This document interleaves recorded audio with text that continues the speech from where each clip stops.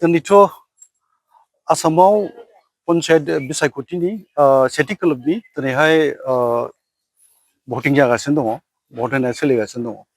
आंबो सासे भटार्स हिसाबै बा भारतनि सासे नोगोरारि हिसाबै बाहागो लाबाय। आं दासो एसे आगोलाव होखांबाय।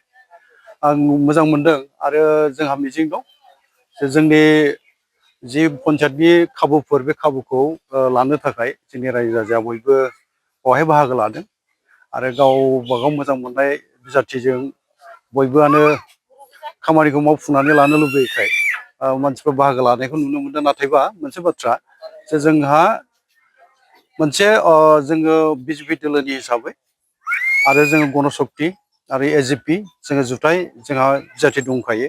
बेखायनो रायजोफोरनि गेजेराव जोङो जोंनि बिजाथिफोरखौ देरहाहोनो थाखाय खामानि मावदों।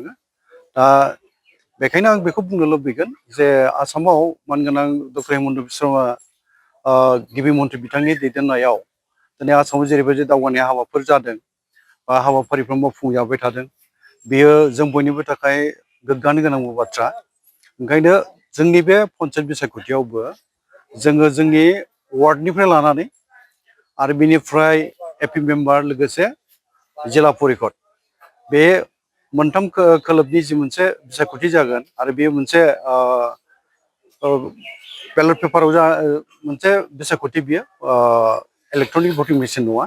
दा गांथाम बेलट पेपार मोननाय जायो। बे गांथाम बेलट पेपारखौ लानानै जोङो भटखौ होनांगौ जानायाव जोङो गुबैयैहाय जोंहा थोंजोङै एपि आरो जेडपिसिखौ जोङो बिजेपिनि जि मोनसे सिम्बल पदुमफुलनि सिन बा बर'फ्रा फामि बिबार होनो, बे सिनावहाय जोंहा भट थुनांगौ आरो वार्डआबो जोंनि माहारि आफादफोरजों सायख'जानाय थान्दैफोरखौ जोङो सायख'नानै जोङो देरहासार खालामनानै जोंनि मोननो गोनां खाबुफोर पन्चायती राजनि गेजेरजों बे खाबुफोरखौ जोङो लानो थाखाय बयबो साखाफारा जादों। गुबैयैहाय दिनै सिमेन्ट सापरि बे हायार सेकेन्डारियावहाय 517 मोनसे भट सेन्टार बियो। बावहाय आंनि भटआबो दङ, होखांबाय आङो।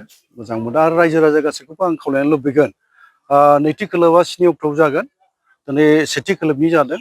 गासै बिटिसि बायजोआव थानाय जोंनि बर' रायजो राजाफ्रा बिजेपि दोलोनि बा बिजेपि एजिपि बा बिजेपि दोलोनि जुथाइ जाय बिजाथिफोरखौ फसंनाय जादों, बेखौ गासैबो जोंनि बर' रायजो राजाफ्रा बिटिसि बायजोआवबो भट होनानै देरहासार खालामनांगौखौ आङो दिनै बर' कसारि ओनसोल गावहाय खुंथायनि जानानै खावलायहरबाय आरो आंहा मिजिं दङ जोंनि रायजो राजाफ्रा भटखौ बिजेपि दोलोनि जुथाइ जे बिजाथिफोर फैगोन बे बिथांमोनखौ भट होनानै देरहासार खालामगोन। सिमेन्ट सापरिया नोंथांनि सारनि मोनसे न'खर आन्सलिक माबायदि मेसेज फैदों सारनाव? आंनो गोबां रादाब लाबाय माखासे सुबुंफोरनि जोंनि मावथिफोरनि दारैहाय।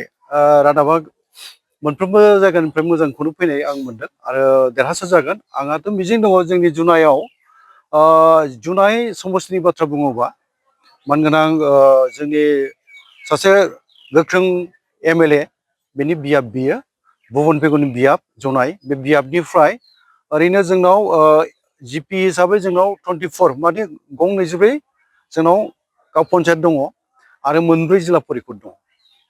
दा जोङो जि मोनसे मिजिं लादों गासिबावबो जोङो देरहाजोबनायनि मिजिंखौनो जों लादों। जिल्ला परिषद 4आवबो जों देरहागोन आरो एपिनि जि मोनसे आनसलिक पन्चायत मेम्बारनि गं 24 जे पन्चायत दङ, बेवहायबो जोङो देरहाजोबगोन बेखौ जों मिजिंथियो।